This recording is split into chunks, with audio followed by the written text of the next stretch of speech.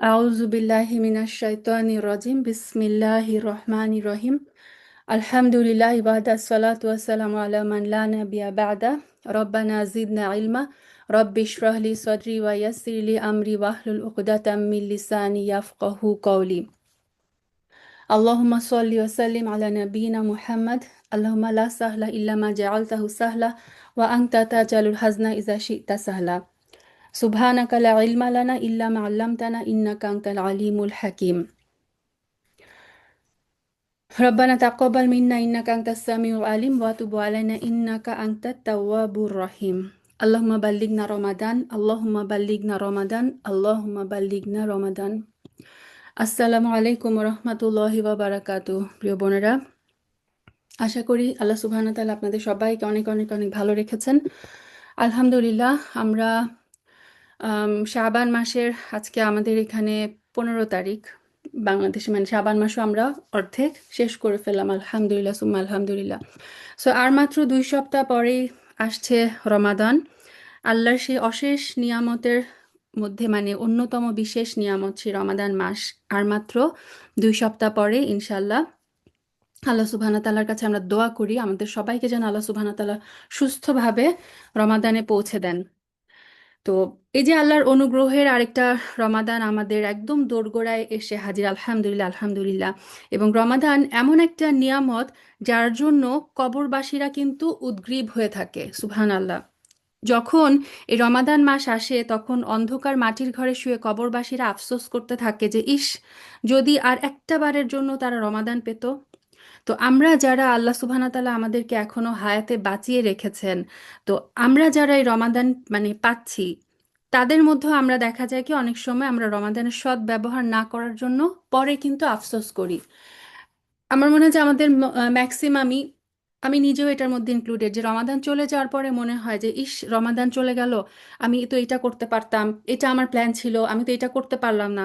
একটা আফসোস কিন্তু আমাদের মধ্যে কাজ করে যে রমাদানের সৎ ব্যবহার আমরা প্রপারলি করতে পারলাম না। তো সেই কারণে এই বুদ্ধিমান যারা, তারা হচ্ছে রমাদান আসার আগেই কিন্তু কি করে, তারা গত রমাদানে যে ভুলগুলো আমরা করেছি সেই ভুলগুলো যেন এইবারও আবার না হয়, ঠিক আছে, সেইভাবে কিন্তু তারা নিজেদেরকে প্রিপেয়ার করে। তারা ফিজিক্যালি, মেন্টালি, সোশ্যালি সব কিছু তাদের প্ল্যানগুলো এভাবে করে যে গত রমাদানে যে সমস্ত কারণে আমি আমার লক্ষ্যে পৌঁছাতে পারিনি, এইবার যেন আমার দ্বারা সেই ভুলগুলো না হয়। তো রমাদান আসার আগেই দেখবেন যে সব হালাকা গ্রুপে মানে রমাদানের প্রস্তুতি, রমাদানকে ঘিরে আমাদের এটা করতে হবে, শাবান মাসে আমাদের এই প্রস্তুতি নিতে হবে। সুবহান আল্লাহ, আমাদের একজন ওস্তাদা বলছিলেন যে আমাদের জন্য আসলে কেন এত প্ল্যান লাগে। আমাদের রেগুলার লাইফে কিন্তু এরকম হওয়া উচিত ছিল। দেখেন, রমাদানকে কেন্দ্র করে আমরা চিন্তা করি না যে আমরা রমাদানে প্রতিদিন অ্যাটলিস্ট এক পারা করে পড়ে আমরা প্রতি মাস রমাদানে অ্যাটলিস্ট একবার কোরআন খতম করব। তো একজন মুমিনের জীবন কিন্তু বছরের বাকি 12 মাসও এরকমই হওয়া উচিত ছিল। সালফে সালেহিনদেরকে যদি আমরা দেখি, অনেকেই ছিলেন যারা 10 দিনে কোরআন খতম করতেন, ঠিক আছে। আর আমরা দেখেন যে গত রমাদানের পরে এই রমাদান যে আবার আসছে, এই যে মাঝখানে 11 মাস ছিল, আমরা কয়জন আছি যে বলতে পারবো এই 11 মাসে আমি এতবার কোরআন খতম দিয়েছি, 11 মাসে 11বার কোরআন খতম দিয়েছি? কিন্তু এটাই কিন্তু আমাদের নর্মাল রুটিন হওয়া উচিত ছিল। রমাদানে আমরা অনেক প্ল্যান করি যে আমরা তাহাজ্জুদ পড়বো, সাহরির আগে উঠবো, এইটা করব সেটা করব। কিন্তু এই যে তাহাজ্জুদ কিন্তু আমাদের সারা বছরই পড়ার কথা ছিল, তাই না? রমাদান আমরা তারাবি পড়ার একটা প্ল্যান করি। তারাবি হচ্ছে কিয়ামুল লাইল, মানে রমাদান মাসের যে স্পেশাল কিয়ামুল লাইল, এটার নামই হচ্ছে তারাবি। তো এই যে তাহাজ্জুদ, এই যে কিয়ামুল লাইল, রাতের নামাজ, এটা কিন্তু একজন মুমিনের সারা বছর ধরেই পড়ার উচিত ছিল। যেহেতু আমরা পড়ি না, যেহেতু আমরা হচ্ছে মানে গাফিল, যেহেতু আমরা একদম মানে মিনিমাম যে 5 ওয়াক্ত ফরজ সালাত একদম মিনিমামটুকু করে করে আমাদের অভ্যস্ত আমরা, সে কারণে হচ্ছে রমাদান আসার আগে আমাদের এত প্ল্যান, এত প্রিপারেশন, এত কিছু করা লাগে। কারণ আমাদের রেগুলার লাইফ কিন্তু যেরকম হওয়ার কথা ছিল সেরকম না। যদি আমাদের রেগুলার লাইফ এরকম হতো যে প্রতিদিন আমি 30 মিনিট করে কোরআন পড়ি, তখন আমি কি করতাম যে রমাদানে আমি 1 ঘন্টা করে পড়ার প্ল্যান করতাম। যদি আমার রেগুলার রুটিনই হতো যে আমি প্রতিদিন বছরের প্রতি 12 মাসে আমি প্রতিদিন এক পারা করে কোরআন পড়ি, তাহলে আমরা এখন প্ল্যান করতে পারতাম রমাদান আসলে ইবাদত আরো বাড়াবো, তো 2বার 3বার করে খতম করব। তো আফসোস, এটা হচ্ছে আমাদের আফসোস, আমরা যেন প্রত্যেকে নিজেদের আমলের ব্যাপারে বেশি বেশি মানে সচেতন হই।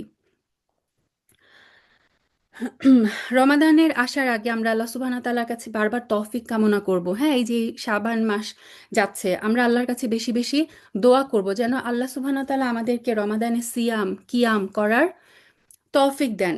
আল্লাহ সুবহানাহু ওয়া তাআলা বলেছেন তিনি রমাদানকে কেন দিয়েছেন, লাআল্লাকুম তাত্তাকুন, যেন তোমরা মুত্তাকি হতে পারো। আমরা আল্লাহ সুবহানাহু ওয়া তাআলার কাছে মুত্তাকি হওয়ার জন্য তৌফিক কামনা করব। আপুরা, আমরা অনেক প্ল্যান করতে পারি, অনেক কিছু মানে একদম মানে নো ফেইল প্ল্যান আমরা করতে পারি, কিন্তু আল্লাহ যদি আমাদেরকে তৌফিক না দেন আমরা কিন্তু কিছুই করতে পারবো না। সো প্ল্যান করার সাথে সাথে সবসময় আমরা দোয়া করব, সবসময় দোয়া করব যে আল্লাহ তুমি যেভাবে পছন্দ করো সেভাবে সিয়াম করার, সেভাবে কিয়াম করার তৌফিক তুমি আমাদেরকে দাও। আল্লাহ সুবহানাহু তাআলার কাছে আমরা দোয়া করব যে এই যে রমাদানে তিনি যে আমাদের আমলে আমাদের সময়ে যেন বেশি বেশি বারাকা দান করেন। আমরা দেখবেন যে বলি যে আমি সময় পাই না, কোরআন পড়ার সময় পাই না, জিকির করার সময় পাই না, এটা করতে গেলে একটা করতে গেলে আরেকটা ছুটে যায়। সো সময়ের বারাকার জন্য আমরা আল্লাহ সুবহানাহু তাআলার কাছে দোয়া করব।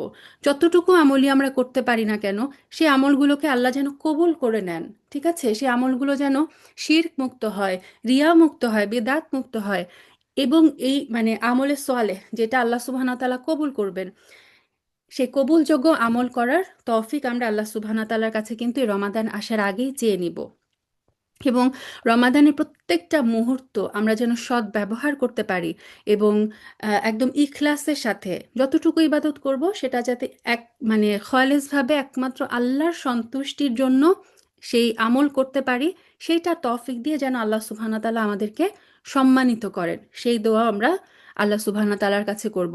সেই সাথে আমরা আল্লাহর কাছে দোয়া করব যে আল্লাহ যেন আমাদেরকে সেই সমস্ত মুমিনদের অন্তর্ভুক্ত করে নেন যারা এই রমাদানে নিজেদের গুনাহগুলোকে মাফ করিয়ে জাহান্নাম থেকে নাজাত প্রাপ্ত হওয়ার সৌভাগ্য লাভ করবে। সেই উতাকা, উতাকা বলা হয় তাদেরকে যাদেরকে আল্লাহ সুবহানাহু ওয়া তাআলা প্রতি রাতেই রমাদানের প্রতি রাতে তিনি কিছু বান্দাকে জাহান্নাম থেকে মুক্তির ঘোষণা দেন, তাদেরকে বলা হয় উতাকা, নাজাত প্রাপ্ত দল। সেই নাজাত প্রাপ্ত দলের অন্তর্ভুক্ত হওয়ার সৌভাগ্য যেন আল্লাহ সুবহানাহু ওয়া তাআলা আমাদেরকে দেন। আল্লাহুম্মা আমিন। আমাদের জীবনের সবচেয়ে মূল্যবান সময়, সবচেয়ে মূল্যবান জিনিস হচ্ছে সময়। তো আমাদের লাইফের প্রত্যেকটা সেকেন্ড হচ্ছে দামি, তার মাঝেও বেশি দামি হচ্ছে রমাদানের এই মুহূর্তগুলো। সো রমাদান মাসের প্রত্যেকটা মুহূর্ত আমরা যেন নিজেদের ইলমকে, এই যে আমরা এত কিছু শিখছি, বিভিন্ন জায়গা থেকে আমরা অনেক হালাকা শুনি, আমরা অনেক বই পড়ি, ফেসবুকের অনেক পোস্ট, ইউটিউবের অনেক লেকচার, আমরা অনেক অনেক জায়গা থেকে অনেক তথ্য, অনেক মানে ইলম কিন্তু আমরা অর্জন করি। তো রমাদান মাসটা হচ্ছে এই যে আমি আমার এই অর্জিত ইলম সেটাকে আমলে পরিণত করার মাস। আমলে পরিণত করার ব্যাপারটা কেমন, যে কোরআনে যখন কোনো আয়াত উল্লেখ করা হয় তখন আমরা মনে করব কি যে আল্লাহ সুবহানাহু ওয়া তাআলা যখন কোরআনে কোনো কথা বললেন, যেমন সদাকার কথা যখন তিনি বলেন, তখন আমি চিন্তা করব যে আল্লাহ সুবহানাহু ওয়া তাআলা আমার সাথে কথা বলছেন, আল্লাহ সুবহানাহু ওয়া তাআলা এই আয়াতটা আমাকে বলছেন। সো এবং আল্লাহ যেটা বলছেন আমি সেটা মেনে নেওয়ার জন্য পুরোপুরি প্রস্তুত। সামিআনা ওয়া আতানা, আমি শুনলাম এবং আমি পালন করলাম, আমি সেটার অনুগত হলাম। যখন আমরা কোনো হাদিস শুনি, হাদিস পড়ি, তখন আমরা মনে করব যে রাসূল সাল্লাল্লাহু আলাইহি সাল্লাম এই কথাগুলো আমাকে বলছেন এবং আমি মনোযোগ দিয়ে সেটা শুনছি। সেই হাদিস নিয়ে আমরা তখন চিন্তা ভাবনা করব এবং সেই হাদিসটা মেনে চলার জন্য আমরা কি করব, তখন প্রস্তুত হব। আমরা যখন সালাফদের ঘটনা শুনি, বিভিন্ন সালফে সালেহিনদের স্টোরি যখন আমরা শুনি, তখন আমরা চিন্তা করব যে আমরা তাদের সময় ফিরে গেছি।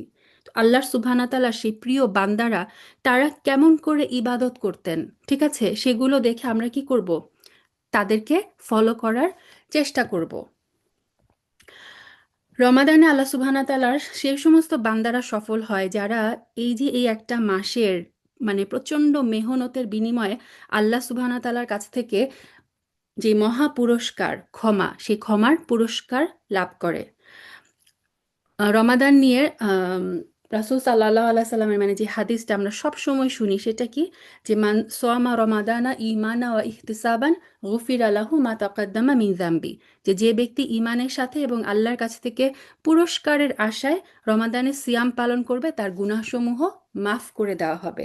সো রমাদানের পুরস্কারের ক্ষেত্রে সব সময় শুনবেন এই যে ক্ষমা, ক্ষমা, কারণ আমরা যদি ক্ষমা পেয়ে যাই সুবহানাল্লাহ, তাহলে আমাদের আর কি দরকার, তাই না? সো আল্লাহ সুবহানাহু ওয়া তাআলার এই যে মানে সফল বান্দা যদি আমরা হতে চাই, তো রমাদানটাকে আমাদের আমল দিয়ে এমনভাবে পরিপূর্ণ করতে হবে যাতে রমাদানে আল্লাহ সুবহানাহু ওয়া তাআলা এই রব্বুল ইজ্জাতের কাছ থেকে আমরা সেই ক্ষমার মহাপুরস্কারটা লাভ করতে পারি। তো রমাদানে এই যে একটা হাদিস বললাম, এই রমাদানে আল্লাহ সুবহানাহু ওয়া তাআলা আমাদেরকে তার এই ক্ষমা পাওয়ার জন্য একটা না দুইটা না তিনটা সুযোগ কিন্তু দিয়েছেন। নাম্বার ওয়ান যেটা বললাম, প্রথম সুযোগটা হচ্ছে যে ব্যক্তি ইমানের সাথে আল্লাহর কাছে পুরস্কারের আশায় সিয়াম পালন করবে, ঠিক আছে, তার গুনাহসমূহ মাফ করে দেওয়া হবে।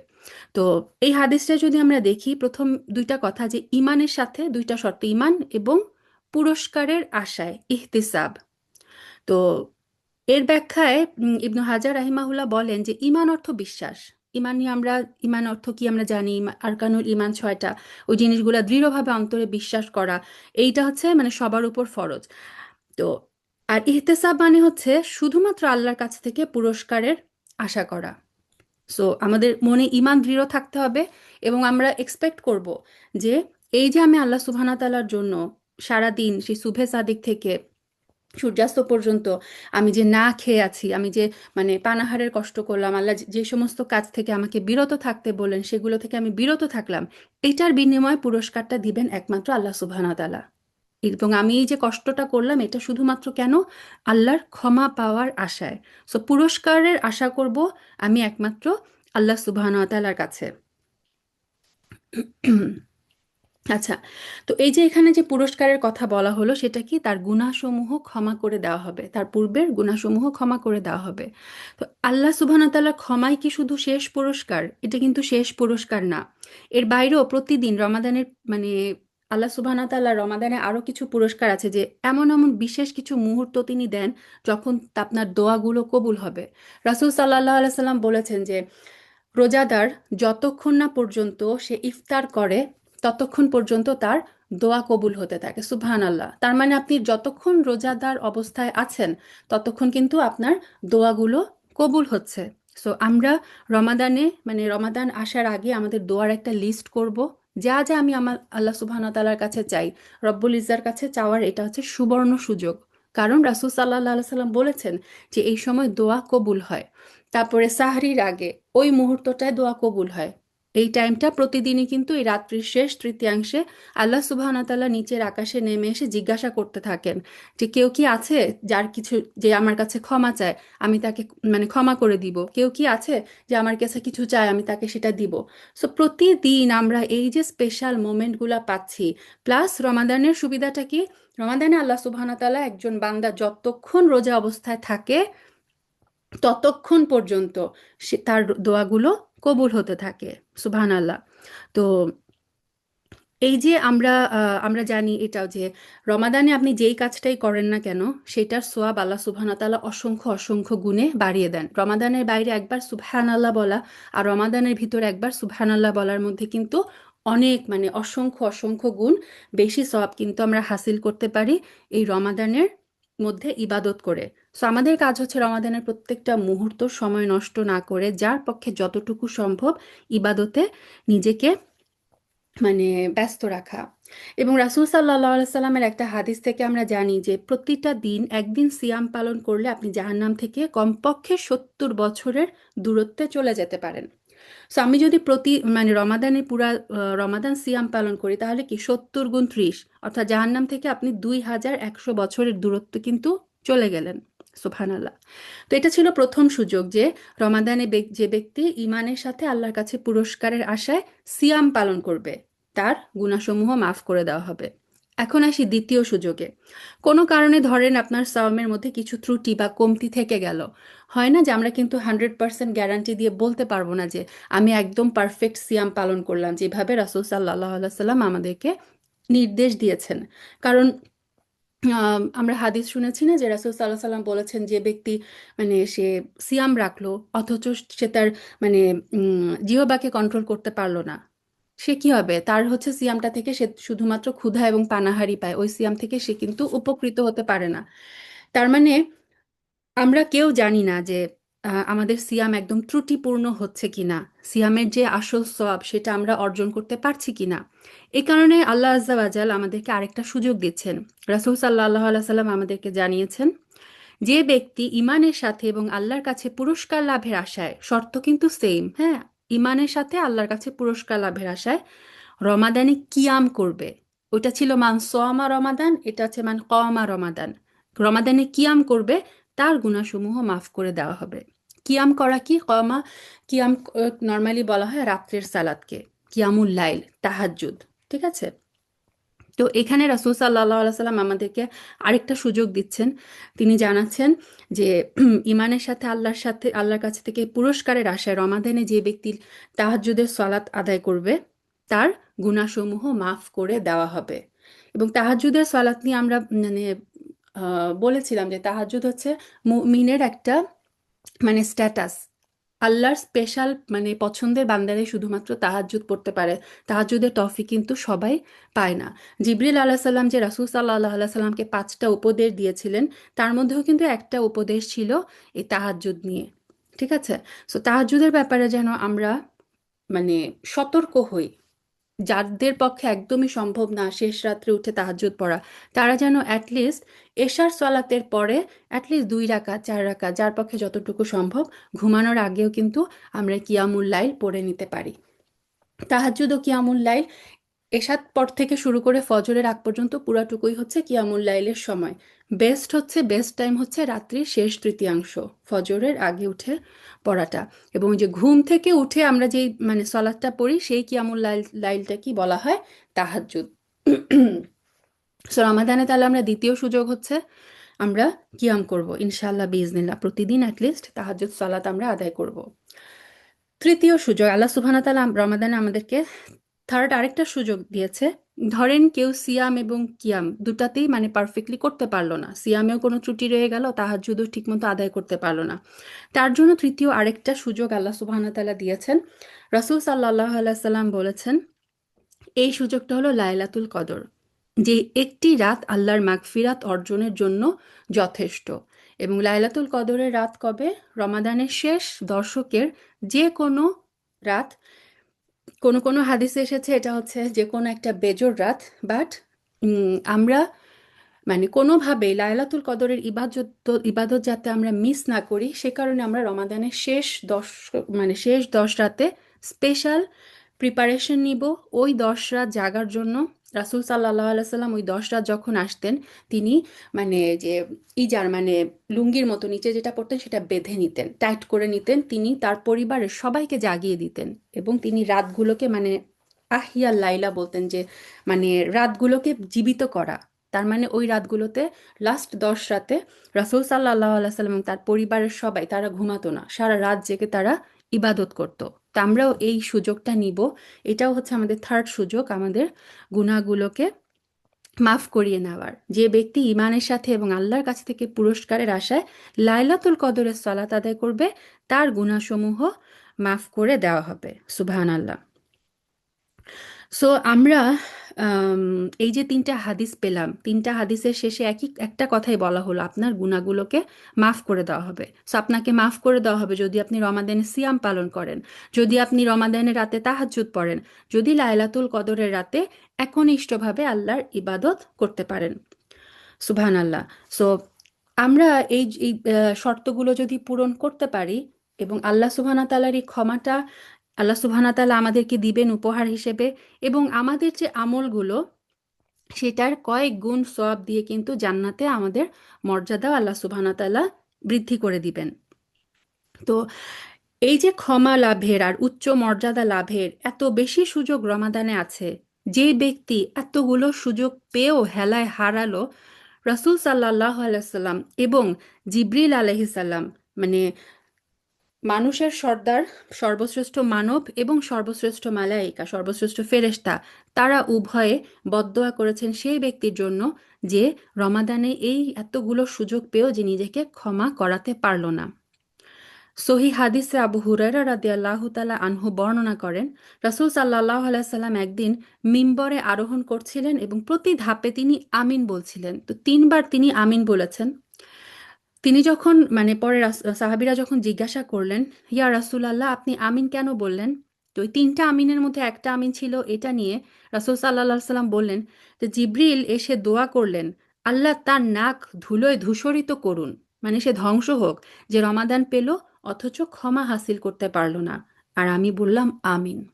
তো জিবরিল আলাইসাল্লাম সেই ব্যক্তির জন্য বদদোয়া করেছেন যে রমাদান পেয়ে নিজের গুনাহগুলোকে ক্ষমা করাতে পারল না, এবং রাসূল সাল্লাল্লাহু আলাইহি সাল্লাম জিবরিল আলাইসাল্লামের সেই দোয়ার মধ্যে আমিন বলেছেন।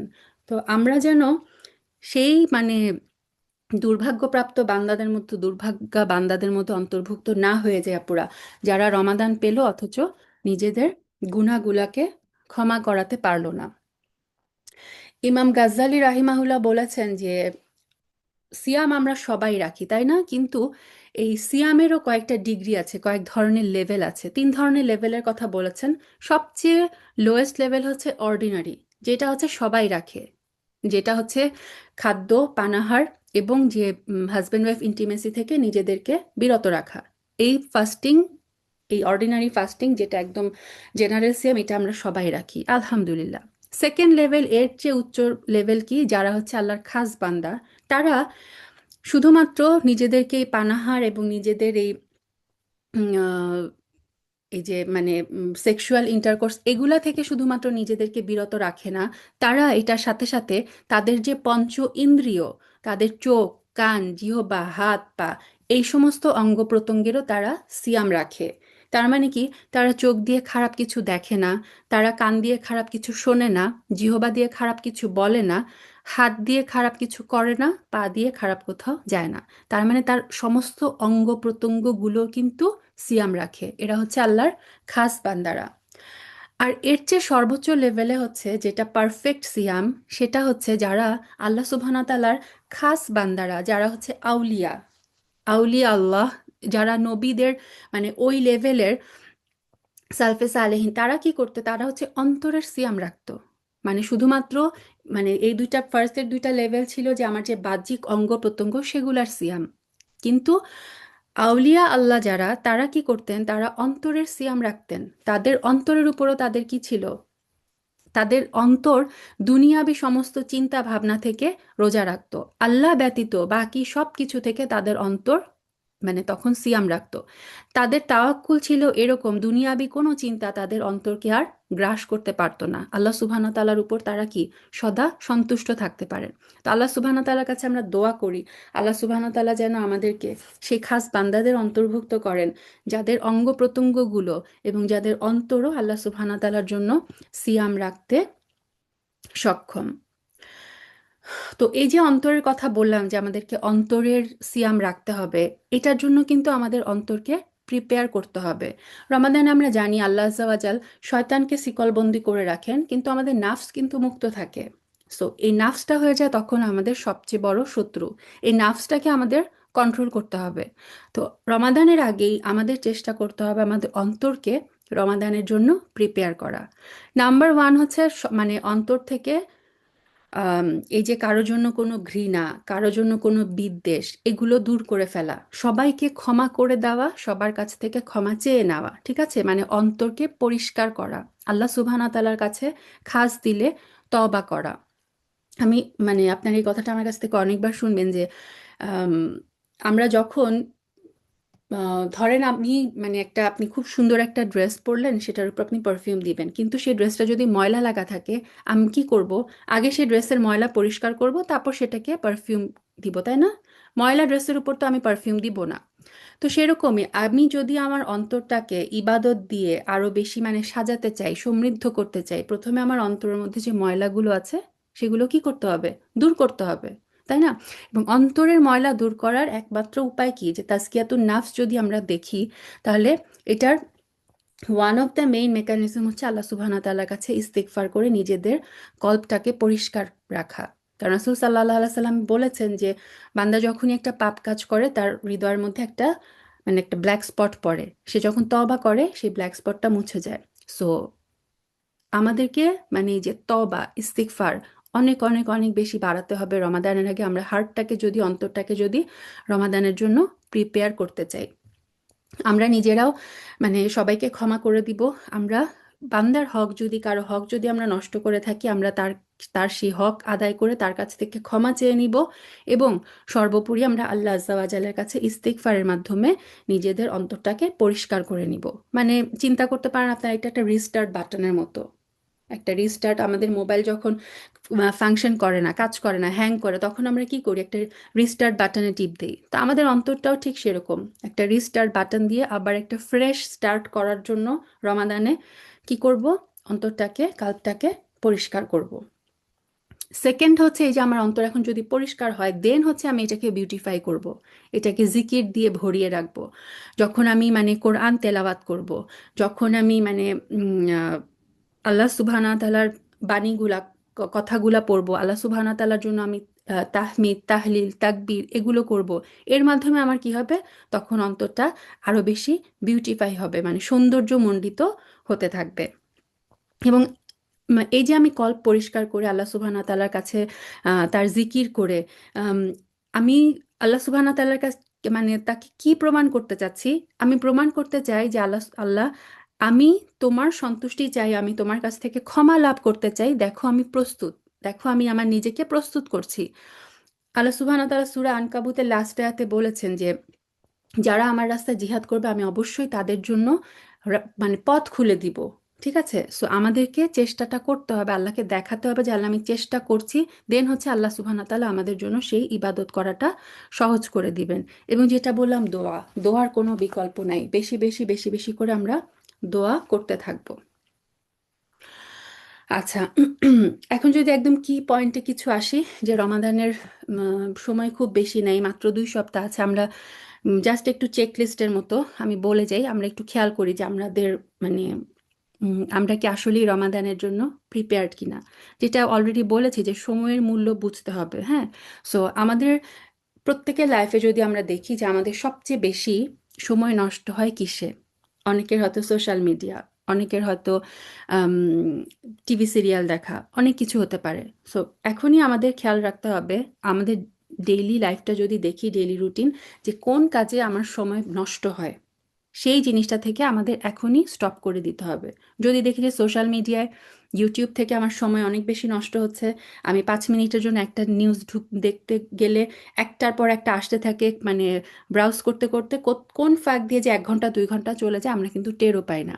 সো রমাদানের মধ্যে আমাদের এই মহামূল্যবান প্রত্যেকটা সেকেন্ড যেন এইভাবে নষ্ট না হয়, সে কারণে কি করব, আমরা এখনই সোশ্যাল মিডিয়া বন্ধ করে দিব, সোশ্যাল মিডিয়ার অ্যাকাউন্ট জাস্ট মানে ডিলিট করে দেন এখন থেকে, এবং দেখবেন যে এতে সময়, কি পরিমাণ সময়ের বারাকা আল্লাহ সুবহানাহু ওয়া তাআলা আপনাকে দিবেন। শুধুমাত্র সময়ের বারাকা না, এটাতে অনেক মেন্টাল পিস আসে।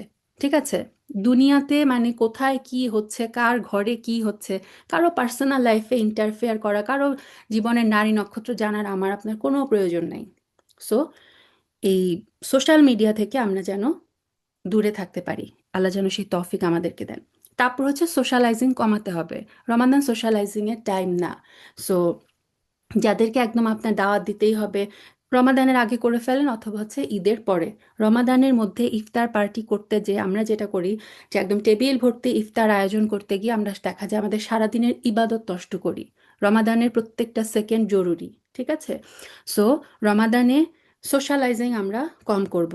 অনেক সময় আমরা দেখা যায় যে মসজিদে যাই, আলহামদুলিল্লাহ ভালো কথা, কিন্তু অনেক সময় দেখা যায় যে মসজিদে যে আমাদের ইবাদতের চেয়ে মানে গল্প গুজব হাসাহাসি এইটা সেটা করতে গিয়ে দেখা যায় কি, যে ইফতারের আগ মুহূর্তের যেই বারাকার টাইমটা, ইফতারের আগ মুহূর্তে দোয়া কবুল হয়, আমরা দেখা যায় সেগুলো থেকে মাহরুম হয়ে যাই। আমরা অনেক বেশি গল্প এটা সেটা করতে করতে দোয়ার মুহূর্তের সেই মূল্যবান ওই মোমেন্টগুলো হারিয়ে ফেলি। এই ব্যাপারেও আমাদের কেয়ারফুল থাকতে হবে। তারপরে শপিং করা, রমাদানের পরে মানে আমাদের সবচেয়ে বড় যে উৎসব ঈদের দিন আসবে, বাট সেটার প্রিপারেশন আমরা আগে থেকেই নিব, রমাদানের আগে সব শপিং শেষ করে ফেলবো। ঠিক আছে, সো এই মার্কেটে যাওয়া নিয়ে, টেইলারের দোকানে দৌড়াদৌড়ি করতে গিয়ে কিন্তু রমাদানের মধ্যে আমাদের অনেক সময় নষ্ট হয়। আল্লাহ সুবহানাহু ওয়া তাআলা কোরআনে বলেছেন রমাদান কি আইয়ামান মাদুদাত, হাতে গোনা কয়েকটা দিন, এটা আল্লাহ নিজে বলে দিয়েছেন। এবং আমি যদি আপনাদেরকে জিজ্ঞেস করি, প্রত্যেকে এই কথাটা স্বীকার করবে যে রমাদান যাওয়ার পরে আমাদের মনে হয় রমাদান চলে গেল, এত তাড়াতাড়ি রমাদান চলে গেল, তাই না? সো এই যে হাতে গোনা কয়েকটা দিন, এই হাতে গোনা কয়েকটা দিনের মধ্যে কয়েকটা ঘন্টা যদি আমি মার্কেটে যে ফেসবুক লাইভ দেখে এইটা সেটা করে সময় নষ্ট করি, সেটা আসলেই সত্যিই বড় দুঃখজনক। আচ্ছা, রমাদান আসার আগে সিয়ামের যে আহকামগুলো সেগুলো আমাদের জানা জরুরি। হ্যাঁ, কারণ কেউ হয়তো দেখা যায় যে মানে এমন একটা কাজ করে ফেললো যে তার সিয়াম ভেঙে গেছে, কিন্তু সে না জেনে বাকি দিনটা সে শুধু শুধুই সিয়াম পালন করলো। আবার কেউ কেউ হয়তো আছে এমন একটা কাজ করে ফেললো যেটাতে তার সিয়াম ভাঙার কথা না, কিন্তু আহকাম না জানার কারণে সে তার সিয়ামটা শেষ মুহূর্তে ভেঙে ফেললো। ঠিক আছে, সো এই ভুলগুলো যেন আমাদের না হয় সে কারণে ফিকুহ সিয়াম জানাটা, রমাদানের আসার আগে ফিকুহ সিয়াম নিয়ে পড়াশোনা করাটা অত্যন্ত জরুরি। তারপরে তেলাওয়াতের অভ্যাস করাটা জরুরি, এটা তো আগেও অনেকবার বলেছি যে আমাদের এখন থেকে অবশ্যই কোরআন পড়া, একটু কোন তাফসির, যদি আপনি একটা সূরা ঠিক করে রাখেন যে এই সূরাটার আমি তাফসির পড়ব, কোন বইটা কোন তাফসিরটা আপনি পড়বেন সেটাও আপনি এখন থেকেই ঠিক করে রাখবেন। আদারওয়াইজ রমাদানে 10 দিন চলে যাবে, আপনি তাফসির খুঁজতে থাকবেন, ইবনে কাসির বের করবেন, হয়তো আমি বুঝতে পারছি না, তারপর আপনি এই তাফসির ঘাটা শুরু করবেন না। কোন তাফসিরের বই থেকে আপনি কোন সূরার তাফসির পড়বেন সেটা একদম এখনই চেকলিস্ট মানে রুটিন করে রাখবেন, যাতে রমাদানে আমার সময় নষ্ট না হয়। আচ্ছা, রমাদানের সময় আমাদের যেটা মানে করতে হবে, যে সাহারির আগে ইস্তিগফারের জন্য আমরা একটা সময় রাখবো। সো ফ্যামিলির সবাইকে সাহারি করিয়ে একটা মানে অ্যাটলিস্ট 10 থেকে 15 মিনিটের জন্য আমরা একটা মানে নিরিবিলি একটা জায়গায় যে ওই মোমেন্টগুলো আমরা কাজে লাগাবো ইস্তিগফারে। কারণ এই যে সাহরির টাইমে যে ইস্তিগফার, এটার স্পেশালিটি এত যে আল্লাহ সুবহানাহু ওয়া তাআলা কোরআনে কয়েক জায়গায় এইটার কথা বলেছেন। হ্যাঁ, যে ওয়াবিল আসহারি আসহারি হুম ইয়াস্তাগফিরুন, জান্নাতীদের একটা বৈশিষ্ট্য হচ্ছে আসহারের সময়, আসহার মানে হচ্ছে সাহরির সময়, সাহরির সময় তারা ইস্তিগফার করে। সো রমাদানে যেহেতু এই সুবর্ণ সুযোগটা আমরা পাই, সো আমরা যারা মেয়েরা স্পেশালি তারা দেখা যায় যে আম, একদম ফজরের আজানের আগে আগে টেবিল গোছানো, সবকিছু পরিষ্কার করা, এগুলা করতে গিয়ে আমরা এই মোমেন্টটা কিন্তু হারিয়ে ফেলি। সো একটু আগে থেকে উঠে সব কাজগুলো গুছিয়ে আমরা চেষ্টা করব সাহরির একদম শেষ মোমেন্টে, ফজরের আজানের 10-15 মিনিট আগে এই টাইমটা অ্যাটলিস্ট একটা চুপচাপ জায়গায় বসে ইস্তিগফার করা। ঠিক আছে,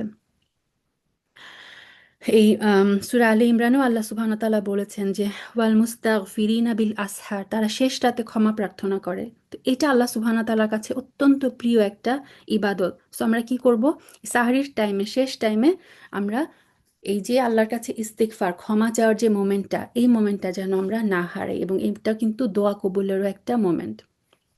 তারপর হচ্ছে বেশি বেশি সাদাকা করা। সুবহানাল্লাহ, রমাদানটা হচ্ছে আম, রাসূল সাল্লাল্লাহু আলাইহি সাল্লাম সবসময়ই তিনি অনেক বেশি মানে দানশীল ছিলেন, সবচেয়ে বেশি দানশীল ছিলেন তিনি। এটা আব্দুল্লাহ ইবনু আব্বাস রাদিয়াল্লাহু তাআলা আনহুমা বলেন যে রাসূল সাল্লাল্লাহু আলাইহি সাল্লাম ছিলেন সর্বাপেক্ষা দানশীল। কিন্তু রমাদানে যখন জিবরিল আলাইহিস সালামের সাথে তার সাক্ষাৎ মানে হতো, আমরা জানি না যে রমাদানে প্রতি রাতেই জিবরিল আলাইহিস সালামের সাথে রাসূল সাল্লাল্লাহু আলাইহি সাল্লামের কিন্তু একটা যে মানে তিনি কোরআন পড়ে শোনাতেন। ঠিক আছে, তো প্রতি রাতেই জিবরিল আলাইসাল্লামের সাথে রাসূল সাল্লাহ সাল্লামের সাক্ষাৎ হতো রমাদানে। তখন তিনি আরো বেশি দানশীল হতেন, তিনি ছিলেন, এবং সেই সময় তিনি এরকম দানশীল হতেন যে তাকে মানে রহমতের বায়ু অপেক্ষাও অধিক দানশীল। মানে হচ্ছে হাওয়া, একটা হাওয়া মানে বাতাস যখন বয়, বাতাস কিন্তু সবাইকে স্পর্শ করে, তাই না? রাসূল সাল্লাল্লাহু আলাইহি সাল্লাম রমাদানে এত বেশি দান করতেন যে সমস্ত মানুষ তার সেই মানে দান তার সবাইকে স্পর্শ করত, এত বেশি তিনি দান করতেন।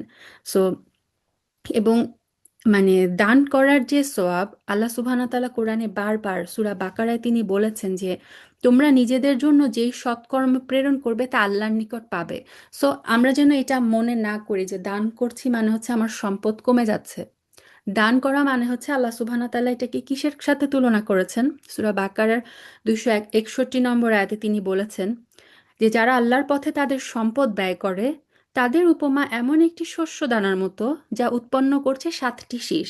তো আপনি দান করলেন একটা একটা দানা, ঠিক আছে, সেই একটা দানা আল্লাহ সুবহানাহু ওয়া তাআলা বললেন যে একটা দানা থেকে 7টা শীষ হয়, প্রত্যেকটা শীষে রয়েছে 100 দানা। তার মানে কয়টা হলো, আপনার একটা দানা থেকে 7টা শীষ, প্রত্যেকটা শীষে আবার 100 দানা। তার মানে একটা দানার সোয়াব কিরকম, 700 দানার মতো। সুবহান আল্লাহ, আলহামদুলিল্লাহ। আর আল্লাহ যাকে চান তাকে আরো বাড়িয়ে দেন, আল্লাহ অতি দানশীল সর্বজ্ঞ। সো এই 700 মিনিমাম, আল্লাহ যাকে চান আপনার ইন্টেনশনের উপর বেস করে, নিয়তের উপর বেস করে আল্লাহ সুবহানাহু ওয়া তাআলা এই সাদাকার সোয়াবটা আরো আরো অনেক বেশি বাড়িয়ে দিতে পারেন। সহিহ বুখারীর একটা হাদিসে এসেছে, এটা আবু হুরায়রা রাদিয়াল্লাহু তাআলা আনহু বর্ণনা করেন। রাসূল সাল্লাল্লাহু আলাইহি সাল্লাম বলেছেন, প্রতিদিন সকালবেলা দুইজন ফেরেশতা অবতরণ করেন। অতঃপর তাদের একজন বলেন, হে আল্লাহ, আপনি দানকারীকে অনুরূপ প্রতিদান দিন। আরেকজন বলেন, হে আল্লাহ, আপনি কৃপণের মাল ধ্বংস করুন করুন তার মানে কি, যে দান করে আল্লাহ সুবহানাহু ওয়া তাআলার যে মানে প্রতিদিন সকালে একজন ফেরেশতা নিযুক্ত করে দেন, যে ফেরেশতারা সেই দানকারীর জন্য দোয়া করতে থাকে। সুবহানাল্লাহ, আলহামদুলিল্লাহ। তিরমিজের একটা হাদিসে রাসূল সাল্লাল্লাহু আলাইহি সাল্লাম বলেছেন, সাদাকা যাবতীয় গুনাহ মিটিয়ে দেয়, ঠিক যেমন পানি আগুনকে নিভিয়ে দেয়। তো প্রতিদিন তো আমরা অসংখ্য পাপ করে ফেলি, তাই না? আল্লাহ সুবহানাহু ওয়া তাআলা আমাদের মাফ করুক। এই সাদাকা আমার আপনার গুনাহগুলোকে মিটিয়ে দেয়। পানি যেমন আগুনকে নিভিয়ে দেয়, ঠিক তেমনি সাদাকা কি করে, গুনাহগুলোকে মিটিয়ে দেয়। তো এটা নিয়ে স্কলাররা বলেছেন যে কেন এই পানির আগুন নিভানোকে সাদাকার সাথে রাসূল সাল্লাল্লাহু আলাইহি ওয়াসাল্লাম কেন তুলনা করলেন? কারণ গুনার একটা তাপ আছে। মানুষ যখন গুনাহ করে, একজন মুমিন বান্দা যখন গুনাহ করে, সেটা তার অন্তরে একটা মানে আম উত্তাপ সৃষ্টি করে। ঠিক আছে? তার জীবনটা বিষিয়ে যায়। আর এই যে মানে গুনার যে উত্তাপ, সেটাকে দূর করতে পারে, সেটাকে শীতল করতে পারে একমাত্র সাদাকা। সদাকা হচ্ছে একটা শীতল হাওয়ার মতো, যেটা মানুষের প্রাণ মানে প্রশান্ত করে। ঠিক আছে?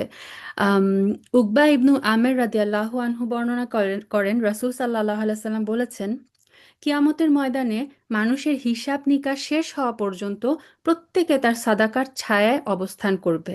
সুবহানাল্লাহ।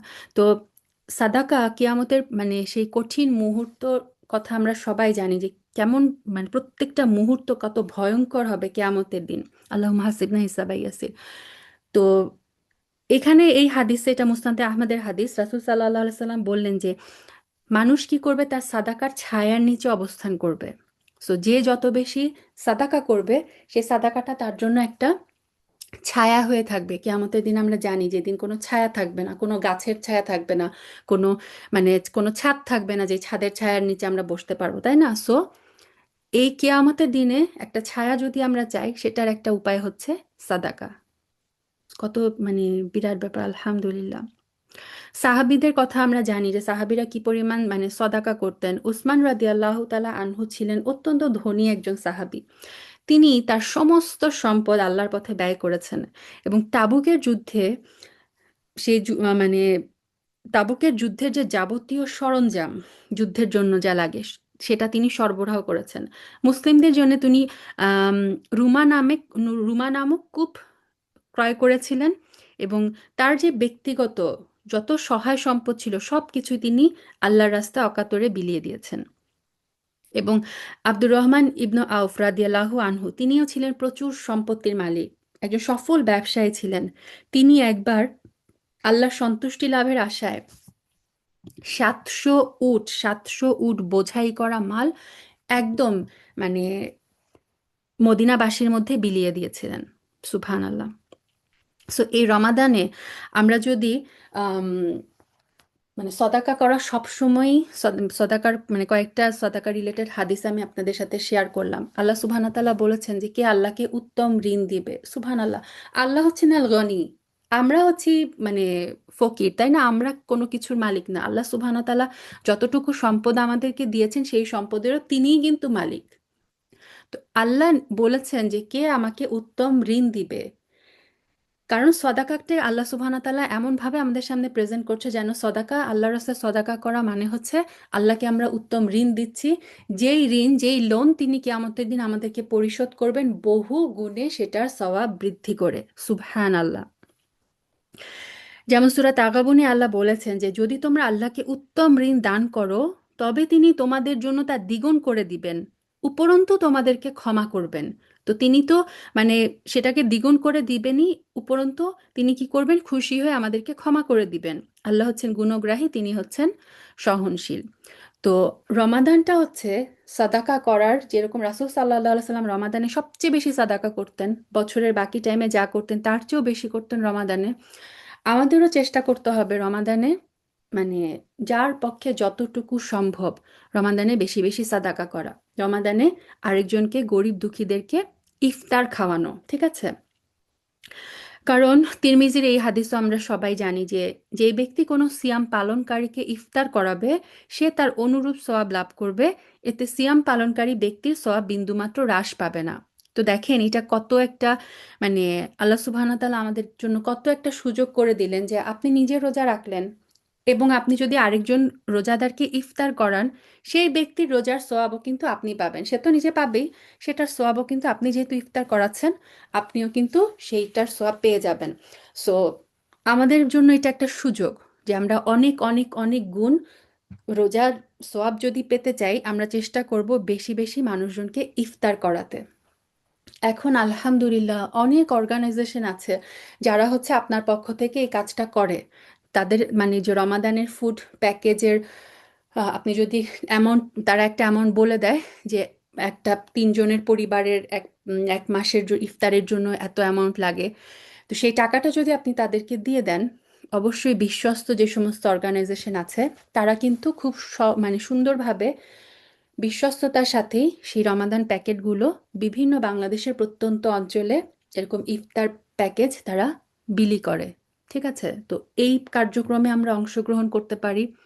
বাংলাদেশে যারা আমরা আছি, আমাদের যে গৃহকর্মীরা আছে, এই রমাদানের আগে আপনি তাদেরকে এক মাসে একটু বাজার করে দেন। অ্যাটলিস্ট প্রতিদিন সে যাতে ইফতারির সময় কি খাবে, ওই ছোলা, একটু মানে চিনি, তেল, যা যা লাগে ইফতারিতে, সেই জিনিসটা যদি আমরা আমাদের মানে গৃহকর্মীদেরকে এইটুকু ব্যবস্থা করে যদি দিতে পারি, আমাদের ড্রাইভারদেরকে, আমাদের অধীনস্থ যারাই আছে, ঠিক আছে, তাহলে অ্যাটলিস্ট তাদের যদি এই ইফতারি নিয়ে যদি অ্যাটলিস্ট টেনশন করতে না হয় যে জানি আমি আমার ঘরে এক মাসের মানে আমি ইফতারি করব, অটোমেটিক তারা যখন ইফতারি করবে আপনার জন্য একটা দোয়া কিন্তু তাদের মধ্যে চলে আসবে। তারা দোয়া করুক আর না করুক বোনেরা, আল্লাহ সুবহানাহু ওয়া তাআলা বলেছেন যে আপনি যদি আরেকজনের ইফতারির ব্যবস্থা করে দেন, সেই ব্যক্তির মানে যে সিয়াম রাখলো সেই সোয়াবটা কিন্তু আপনার অ্যাকাউন্টে এসে জমা হবে। সুবহানাল্লাহ, আলহামদুলিল্লাহ। তো রমাদানে আমরা যেন চেষ্টা করি অ্যাটলিস্ট মানে যার পক্ষে যতটুকু সম্ভব এরকম আমাদের যে গরিব দুঃখী আছে, আমাদের যে গরিব মানে ভাই বোনেরা, তাদের জন্য একটু পানির ব্যবস্থা করে দেওয়া, তারা যেন একটু খেজুর খেতে পারে, ঠিক আছে, তাদের একটু ইফতারির ব্যবস্থা যেন আমরা করে দিতে পারি। এবং আমাদেরকে অবশ্যই রমাদানে খেয়াল রাখতে হবে আমরা যেন খাবারের অপচয় না করি। রমাদানের মধ্যে যেটা হয়, আমরা হচ্ছি মানে ইফতার বানানোর একটা ধুম পড়ে। রমাদান হচ্ছে মানে সিয়াম সাধনার মাস, কিন্তু আমরা যেটা করি সারাদিন না খেয়ে থেকে আমরা মনে করি যে ইফতারের টাইম যখন হবে আমরা যা পারি সব খেয়ে ফেলবো। সো একটা ইফতারের মানে টেবিল ভরে ইফতার করার একটা ধুম পড়ে যায়। Ramadan is a month of feasting, not fasting. তো এটা আমাদের মনে রাখতে হবে। আমরা যদি ইফতার অনেক বেশি ভাজা পোড়া খাই, অনেক বেশি ইফতারি করি, তাহলে আমরা কি করব? আমরা তারাবি পড়তে গেলে দেখবেন ঘুম পায়, বেশি খাওয়ার পর স্বাভাবিক ঘুম পায়, অস্থির লাগে, আমরা মানে সুন্দরভাবে তারাবির সলাত, এশার সলাত আদায় করতে পারি না। রাসূল সাল্লাল্লাহু আলাইহি সাল্লামের সুন্নাহ ছিলেন তিনি 1/3 খেতেন। ঠিক আছে, যতটুকু মানে পেটের মধ্যে জায়গা আছে তার 1/3 তিনি খাদ্য খেতেন, 1/3 পানি, আর 1/3 হচ্ছে তিনি খালি রাখতেন, যেটা হচ্ছে বাতাসের জন্য। এবং আমরা যদি কম খাই, ইফতারিতে যদি আমরা কম খাই, দেখবেন যে আমরা খুব সুন্দরভাবে তারাবি পড়তে পারছি, আমরা খুব সুন্দরভাবে এশার সালাত আদায় করতে পারছি। তো রমাদানে এই ব্যাপারটা আমরা খেয়াল রাখবো যে, এবং অনেক বেশি ইফতারের অ্যারেঞ্জমেন্ট করার পরে যেটা দেখা যায়, খাবার প্রচুর নষ্ট হয়। এটাও খুব দুঃখজনক। রমাদানে প্রচুর প্রচুর খাবার কিন্তু অপচয় হয় এই মুসলিম কান্ট্রিগুলোতে, ঠিক আছে। তো আমরা এভাবে খেয়াল রাখবো খাবার যেন অপচয় না হয়। খাবার মানে বাহারি ইফতারের আয়োজন করতে গিয়ে আমাদের সময় যাতে নষ্ট না হয়। দেখা যায় যে ইফতারের আগে মানে আসর থেকে ওই মাগরিবের টাইমটা আমরা মেয়েরা ইফতারি রেডি করতে করতে এত বেশি ব্যস্ত হয়ে যাই, ইফতারির আগের মোমেন্টে যে আম, দোয়া কবুলের মোমেন্ট, এইটাও আমরা কিন্তু করতে পারি না। ঠিক আছে, দোয়া যে আমরা একটু বসে করব সেটাও করতে পারি না। তো এ ব্যাপারে আমরা কেয়ারফুল থাকবো। একটু আগে আগে ইফতারি রেডি করে বসে, ইফতারির টাইমটায় টেবিলে বসে সবাইকে নিয়ে, বাচ্চাদের সবাইকে, পরিবারের সবাইকে নিয়ে আমরা একটু টেবিলে বসে যার যার মতো একটু দোয়া করব, ইস্তিগফার করব। আচ্ছা, আমাদের এটা আমাদের এখানে নেই, বাংলাদেশের জন্য বলছি যে যারা ঘরে কাজ করে, আমাদের যে হেল্পিং হ্যান্ডরা, তাদের কাজগুলোকে আমরা রমাদানের মধ্যে একটু আসান করে দিব। আপনি যদি অন্য একজন মুসলিমের বোঝা লাঘব করেন, আল্লাহ সুবহানাহু ওয়া তাআলা আপনার বোঝা লাঘব করে দিবেন। সো রমাদানে আমরা জানি যে যেহেতু ঈদের মধ্যে একটা যেহেতু আমাদের ফেস্টিভ টাইম, ওই মোমেন্টে অনেকে বাসায় আসবে, আমরা একটা ঘর ক্লিন করা, ডিপ ক্লিন করা, পর্দা ধোয়া, সমস্ত কিছু একদম A to Z পরিষ্কার করা হয়। এই কাজগুলো আপনারা রমাদানের মধ্যে না করে এই শাবান মাসে শেষ করে ফেলেন, যাতে আপনার বাসায় যে মানে সাহায্যকারী, সেও তো রোজা রাখবে। রোজা রেখে এই কাজগুলো করা তার জন্য কিন্তু কষ্টকর। আপনার জন্য যেমন রমাদানে মানে রোজা রাখতে কষ্ট হচ্ছে, তার জন্য কিন্তু কষ্ট হচ্ছে। সো তার এই মানে কষ্টের উপরে আরো এক্সট্রা কাজের প্রেশার দিয়ে আমরা যেন তার রমাদানের রোজা রাখাটা আরো বেশি কষ্টকর না করে দেই। সো আমরা চেষ্টা করব এই যে ঘরের সমস্ত ডিপ ক্লিন করা, ভারী ভারী যে কাজগুলো আমরা গৃহকর্মীদেরকে দিয়ে করাই, সেই কাজগুলো এই শাবান মাসে শেষ করে ফেলতে, তাদের কাজগুলো যেন আসান হয়ে যায়, ঠিক আছে? আমরা সর্বাবস্থায় এহসান করার চেষ্টা করব আপুরা। এহসান হচ্ছে যেই কাজটাই আমি করব সেটা বেস্ট ওয়েতে করা, আল্লাহ সুবহানাহু ওয়া তাআলা সন্তুষ্ট হবেন সেইভাবে করা। এবং গোপন সাদাকা, আপনি রমাদানে যেই কাজটাই করেন না কেন, সেটা হচ্ছে আমরা গোপনে করার চেষ্টা করব। কারণ গোপন ইবাদত কিন্তু আল্লাহ সুবহানাহু ওয়া তাআলার কাছে অত্যন্ত প্রিয়। আম, সূরা সাজদায় 32 নম্বর সূরাটায় একটা আয়াত আছে যেখানে আল্লাহ সুবহানাহু ওয়া তাআলা বলেছেন যে জান্নাতে আল্লাহ সুবহানাহু ওয়া তাআলা তাদের জন্য কি প্রিপেয়ার করে রেখেছেন সেটা তারা জানে না, মানে সেটা গোপন আছে। তো অনেক স্কলার বলেছেন যে কেন আল্লাহ আজ্জা ওয়া জাল এখানে গোপন রেখেছেন, কেন গোপন, মানে তাদের স্পেশাল একটা পুরস্কার থাকবে জান্নাতে যেটা তারা এখনো জানে না কেন? কারণ হচ্ছে এই দুনিয়ায় তারা গোপনে ইবাদত করত।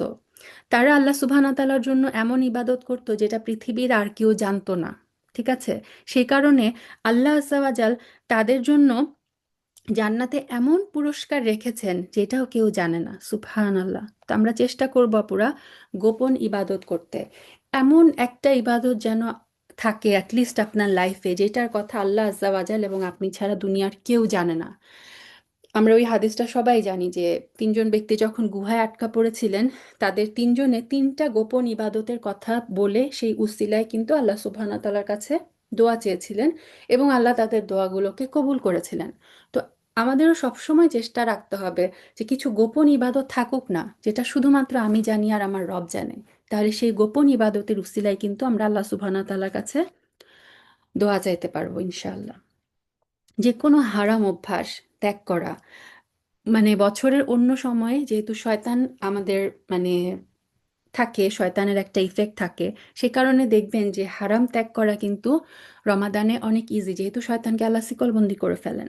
যার যেটারই মানে হারাম অভ্যাস থাকুক না কেন, কারো মিউজিক মিউজিক শোনার অভ্যাস থাকে, ছেলেদের অনেক সময় সিগারেটের অভ্যাস থাকে। তো রমাদানে রমাদানটা হচ্ছে সুবর্ণ সুযোগ সেই হারাম অভ্যাসটাকে ত্যাগ করা।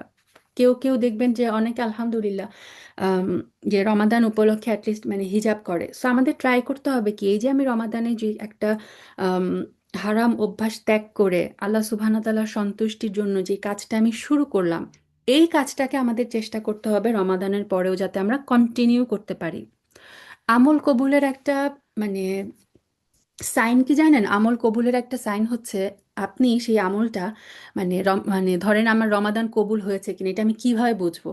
যদি আপনি রমাদানে যে ইবাদতগুলো করেছেন ওই পরিমাণে না হোক, কিন্তু রমাদানের পরেও যদি সেই ইবাদতগুলো আপনি কন্টিনিউ করতে পারেন, এটা হচ্ছে একটা সাইন যে রমাদানটা আপনার কবুল হয়েছে। তা আমল কবুলিয়তের একটা সাইন হচ্ছে মানুষ সেই আমলটা কন্টিনিউ করতে পারে। আর যদি দেখা গেল যে না, রমাদান আমি অনেক কিছু করলাম কিন্তু রমাদান শেষ হলো আমি যেই যেই ছিলাম সেই রয়ে গেলাম, তাহলে কিন্তু আমার বুঝতে হবে যে আমার রমাদানের ইবাদতের মধ্যে কোনো ঘাটতি ছিল। একটা কাজ আমাদের করতে হবে, প্রতিদিন যখন আমরা ঘুমাতে যাই, স্পেশালি রমাদানের টাইমটায় নিজেদের একটা হিসাব নেওয়া যে আজকে সারাদিন আমি কি কাজ করলাম, মানে এটাকে মুহাসাবা বলে। যে আজকে সারাদিনে আমি কোন কাজটা করলাম যেটা আমার আমল নামায় মানে নেক আমলের পাল্লায় যোগ হলো, আর আজকে সারাদিনে আমি এমন কয়টা কাজ করলাম যেটা আমার আমল নামার যে খারাপ আমলে সেই পাল্লায় গেল। তো প্রতিদিন আমরা যদি নিজের এই হিসাবটা, এটা ওমর রাদিয়াল্লাহু তাআলা আনহু বলতেন যে কেয়ামতের দিন আল্লাহ তোমার হিসাব নেওয়ার আগে তুমি নিজে এই দুনিয়ায় বসে নিজের হিসাব নাও, সুবহানাল্লাহ। তো আমাদের প্রতিদিন এই নিজের হিসাব নেওয়াটা মানে প্র্যাকটিস করতে হবে। আজকে দিনে আমি কি করলাম, ভালো কি করলাম, খারাপ কি করলাম, খারাপ করলাম কেন করলাম, কালকে যাতে এই খারাপটা না হয় সেভাবে আমি কিভাবে নিজেকে প্রিপেয়ার করতে পারি।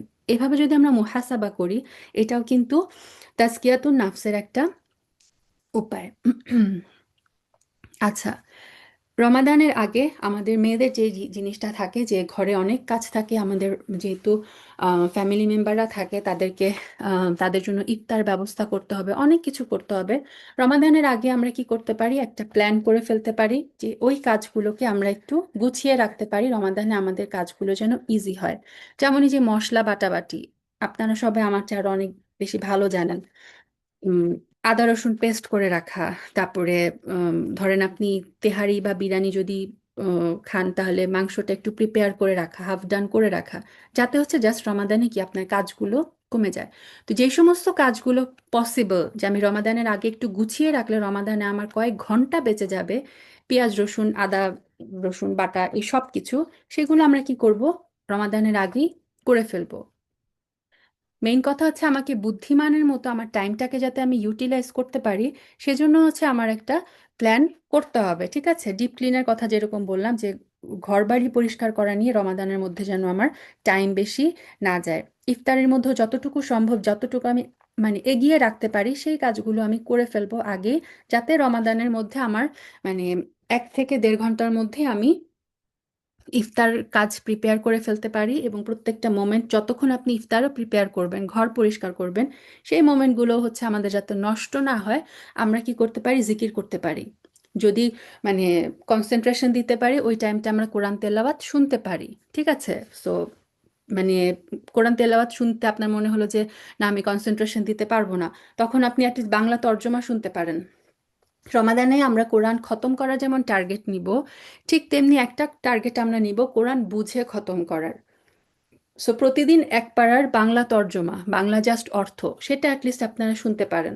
তাহলে অ্যাটলিস্ট কি হবে, রমাদান যখন শেষ হবে, আমি অ্যাটলিস্ট আমার রব কি বলেছেন কোরআনে, অ্যাটলিস্ট সেটার সারমর্মটা যাতে আমি বুঝতে পারি, এটার টার্গেট কিন্তু আমরা নিতে পারি। ঠিক আছে, যে অ্যাটলিস্ট বাংলা তর্জমাটা, বাংলা অর্থটা প্রতিদিন এক পারা করে শোনা, বড়জোর 1 ঘন্টা লাগবে। ঠিক আছে, তো এটা আপনি ঘরের কাজ যখন করবেন, সেই টাইমটাতেও কিন্তু মানে ওই টাইমটাও যাতে আমার ইবাদতের অন্তর্ভুক্ত হয়। ঠিক আছে, সেই হিসেবে কিন্তু আমি ওই টাইমটাও এভাবে কাজে লাগানোর চেষ্টা করব ইনশাআল্লাহ। আচ্ছা, সতর্কতা কি কি জিনিস থেকে সতর্ক থাকবো, ইমপ্র্যাকটিক্যাল কোনো প্ল্যান আমরা করব না।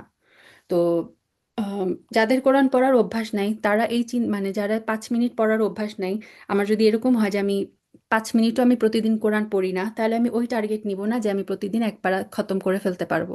তাহলে কি হবে, যখন আমি 10 দিন যাবে দেখবো যে আমি আমার টার্গেট যেটা ছিল সেটা অ্যাচিভের মানে ধারে কাছেও নাই, তখন হচ্ছে আমাদের ডিমোটিভেটেড হয়ে যাব আমরা, আর আগাতেই পারবো না।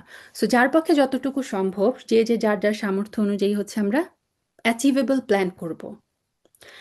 আর হচ্ছে মানে এমন সঙ্গী থেকে বিরত থাকবো যারা হচ্ছে আমাদের ইবাদতের ব্যাপারে আমাদেরকে আরো অলস করে দিবে।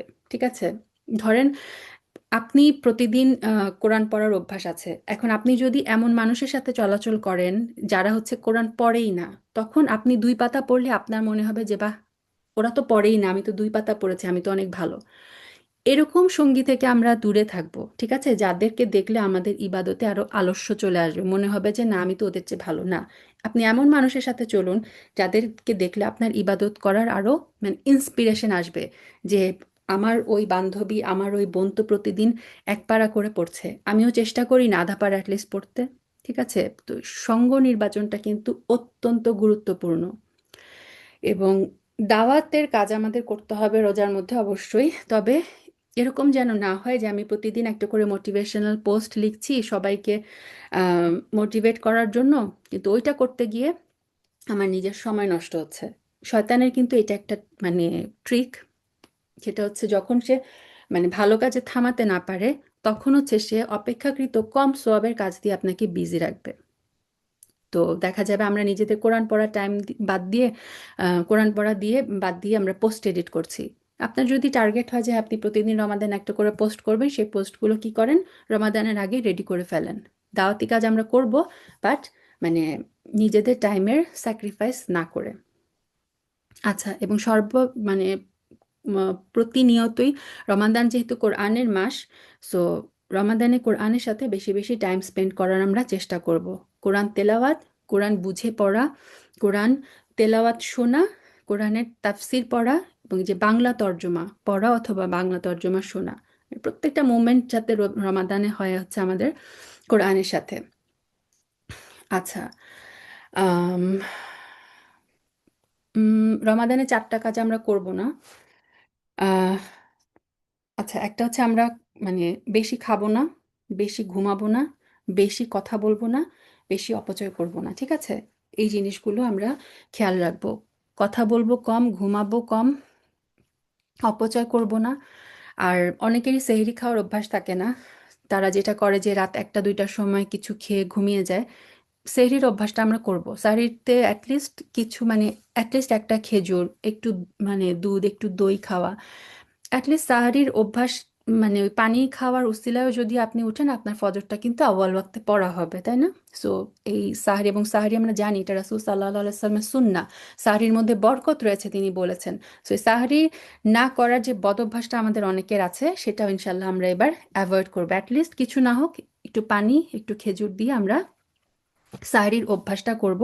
বাচ্চাদেরকেও উঠাবো, সাহারির অভ্যাসটা আমরা বাচ্চাদেরকেও করব। আমরা মনে করি যে না, বাচ্চা সকালে স্কুল আছে, উঠার দরকার নেই, এটা যেন আমরা না করি। বাচ্চাকে যদি আমি এটা বুঝাই যে তোমার স্কুল ইম্পর্টেন্ট, তুমি তোমার স্কুল ঠিক রাখো, রমাদানের রোজা রাখার দরকার নাই, তাহলে আমরা বাচ্চাদেরকে একটা ভুল জিনিস শিখাচ্ছি।